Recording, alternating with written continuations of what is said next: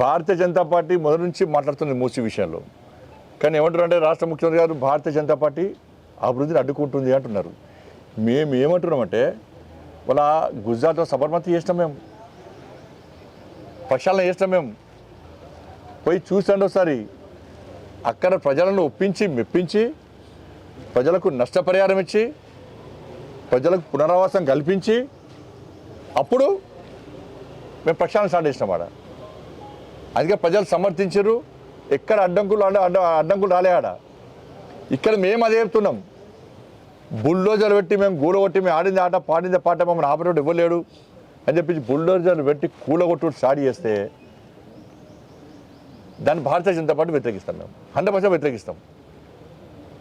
మీరైతే నిన్న శాసనసభ వేదికగా హామీ ఇచ్చారో ఫస్ట్ అన్నింటినీ కూడా చేసి ప్రజలకు నష్టపరిహారం ఇవ్వండి, యంగ్ ఇండియా స్కూల్ కట్టండి, కార్పొరేట్ తర హాస్పిటల్ కట్టండి, మోడల్ టైపు అపార్ట్మెంట్స్ కట్టండి, ప్రజలతో చర్చ జరపండి, బాధితులతోని అందరినీ సమానంగా చూడండి, చూసి చేసే ప్రయత్నం చేస్తే అప్పుడు ప్రజలు కూడా సహకరిస్తారు.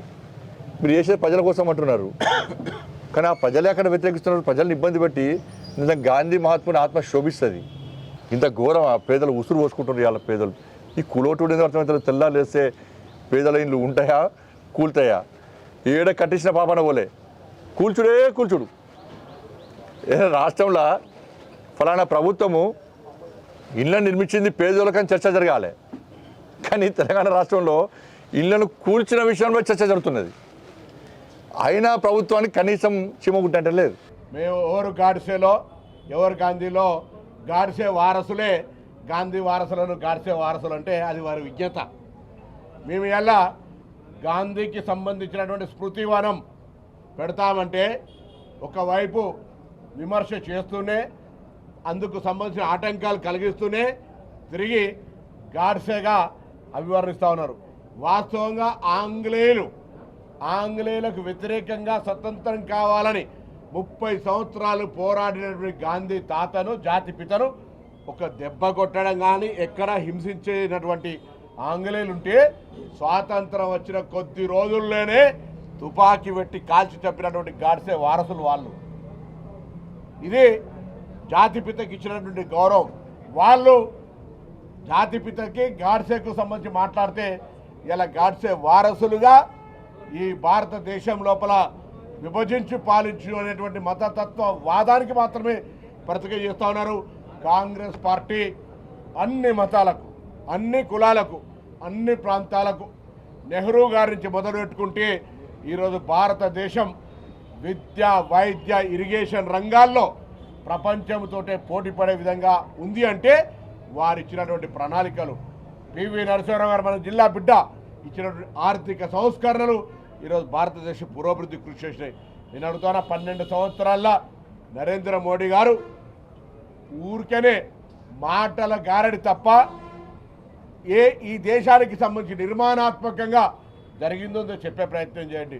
అందులో తెలంగాణ బిడ్డగా, తెలంగాణ ఉద్యమకారుడిగా, తెలంగాణ ప్రజలకు సంబంధించి, తెలంగాణ ప్రయోజనాలకు సంబంధించి, తెలంగాణ నిర్మాణానికి సంబంధించి గత బడ్జెట్లల్లో భారతీయ జనతా పార్టీ ఎందుకు నిర్లక్ష్యం వహించింది, భారతీయ జనతా పార్టీ తెలంగాణ పట్ల ఎందుకు వివక్ష చూపెడతా ఉంది, భారతీయ జనతా పార్టీకి ఎందుకు తెలంగాణ అంటే కోపము, నరేంద్ర మోడీ గారు సాక్షాత్తు పార్లమెంటులో తెలంగాణ విభజన అపహాస్యం చేసినటువంటి మాట్లాడిన సందర్భంలో మరి తప్పకుండా ఈరోజు జవాబు చెప్పాల్సిన పరిస్థితి వస్తుందని ముందే వాళ్ళు బట్టగాల్సి మీద వారేసే ప్రయత్నం చేస్తూ ఉన్నారు. ఎవరెన్ని మాట్లాడినా తెలంగాణ ఇచ్చిన సోనియా గాంధీ, తెలంగాణ ప్రయోజనాలను కాపాడే కాంగ్రెస్ పార్టీ, తెలంగాణ ప్రజల సంక్షేమం కొరకు ఎవరన్నీ మాట్లాడినా సబర్మతి డెవలప్ చేసుకుంటే తప్పులేంది. ఇలా మూసీకి సంబంధించినటువంటి వీళ్ళు బేసిక్గా మూసీని వ్యతిరేకిస్తూ ఉన్నారా, మూసీలో నిర్వాసితులయ్యే వారికి న్యాయం జరగాలని కోరుతారా, ఒక క్లారిటీ అవసరం ఉందనే మాటని సందర్భంగా తెలియదు. హైదరాబాద్ ఇన్ఛార్జి మంత్రి కదా, మీకు కూడా చెప్పారు బండి సంజయ్ గారు, సబర్మతి రివర్ ఫ్రంట్ ను మేము డెవలప్ చేసాము, మీరు వెళ్ళి చూసి రండి. పోయొచ్చినాం, వారు చెప్పేది అవసరం లేదు, ఇంప్లిమెంట్ చేయమంటున్నారు. వారు నేను అక్కడికి పోయొచ్చినా, అక్కడ కాదు సౌత్ కొరియా సియోలు కూడా పోయొచ్చినాము, అక్కడ కూడా పునరావాసం జరిగింది, ఇక్కడ కూడా పునరావాసం జరుగుతుంది. అక్కడ నిర్వాసితులకు అన్యాయం జరిగిన ఇక్కడి నిర్వాసితులకు న్యాయం చేసినాకనే ముందడుగేస్తామని ముఖ్యమంత్రి గారు స్పష్టంగా చెప్పినారు. ఎక్కడ కూడా నిర్వాసితులకు ఊరికనే మసిబూసి మారేడుకాయ చేసి ప్రాజెక్టును అప్రతిష్ట పాలు చేయాలనే ప్రయత్నం చేస్తారు తప్ప ఏ ఒక్క నిర్వాసితుడికి అన్యాయం చేసే ఆలోచన లేదు.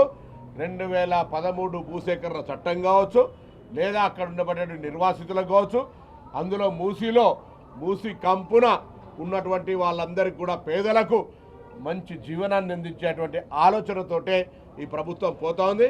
అబద్ధాల పునాదుల మీద ఆందోళన కలిగేసే ప్రచారాన్ని మానుకొని తెలంగాణ నుంచి ప్రాతినిధ్యం వహిస్తున్నటువంటి బండి సంజయ్ గారు కానీ, కిషన్ రెడ్డి గారు కానీ, తెలంగాణ 10 సంవత్సరాలు పాలించినటువంటి టీఆర్ఎస్ పార్టీ ఈరోజు తెలంగాణ అభివృద్ధికి సహకరించాలని కోరుతా ఉన్నాం.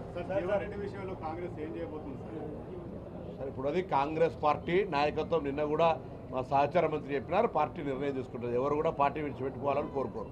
సార్ అంటే సీఎం గారు తొక్కుకుంటూ వచ్చిన కామెంట్స్ మీద కూడా బండి సంజయ్ మాట్లాడారు. కాంగ్రెస్ లో సీనియర్లనే తొక్కి ఆయన సీఎం అయ్యారు.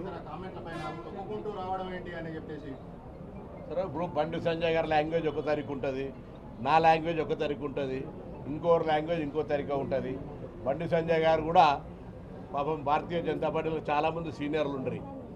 పాపం ఏం కాకుండా కూడా వాళ్ళ వయసు దాటిపోయినటువంటి వాళ్ళ పరిస్థితులలో కార్పొరేటర్గా అదృష్టం కలిసి వచ్చినా, మీరు ఇంకోరు తొక్కుకుంటూ వచ్చినా, ఏదైనా కారణం కావచ్చు, మీరు రాష్ట్ర అధ్యక్షుడు కాగలిగినారు, ఈరోజు రాష్ట్ర ఆల్ ఇండియా ప్రధాన కార్యదర్శి కాగలిగినారు, ఎంపీగా అయినారు, కేంద్ర మంత్రి అయినారు. అది మీ అదృష్టం. దానికి సంబంధించి మీరు తొక్కుకుంటూ వచ్చిరా, లాంగ్వేజ్ వాడతారా, ఇంకోటి మీ ఇష్టం. వారు కూడా అవును, కాంగ్రెస్లో చాలామంది సీనియర్లు ఉన్నప్పటికీ వారికి అదృష్టం. వారు ఆ విధంగా మరి పిసిసి అధ్యక్షులైనారు, పార్లమెంటు సభ్యులైనారు, ముఖ్యమంత్రి అయినారు. సో ఇది ఎవరెవరు లాంగ్వేజ్ టర్మినాలజీ. ఒకరు మతం అంటారు, ఒకరు దేవుడు అంటారు, ఒకరు గాడ్సే అంటారు, ఒకరు గాంధీ అనేది ప్రజాస్వామ్యం.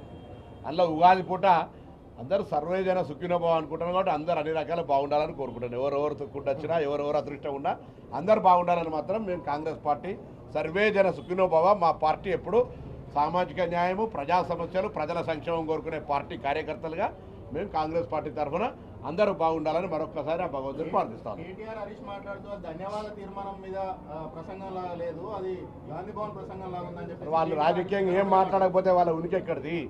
ఏదైనా మాట్లాడకపోతే వాళ్ళ ఎగ్జిస్టెన్స్ ఉండదు కదా. ఏదో ఒక విమర్శ చేయకుండా అవునవును భజన తాలి చప్పట్లు కొడితే వాళ్ళను ప్రజలు హర్షించారు కదా. ఏదో ఒకటి మాట్లాడాలే మాట్లాడతారు, అది వాళ్ళ డ్యూటీ అది. కాబట్టి వాళ్ళని పెద్ద మీరు సీరియస్గా తీసుకొని అయ్యో వీళ్ళు ఇట్లా అన్నారని ఇలా ఉగాది జరుపుకోకుండా ఉండేంత పరిస్థితి ఏం లేదు నాయన. బరాబర్ ఉగాదే వాళ్ళు అనేది అంటూనే ఉంటారు. కాంగ్రెస్ పార్టీ ప్రజల ఆశీర్వచనంతో గెలిచింది. మేము చెప్పిన కార్యక్రమం చేసుకుంటూ పోతున్నాం. ఎవరు అడ్డం వచ్చినా కాంగ్రెస్ పార్టీ ప్రజా సంక్షేమం కొరకు కృషి చేసుకుంటూ పోతూనే ఉంటుంది.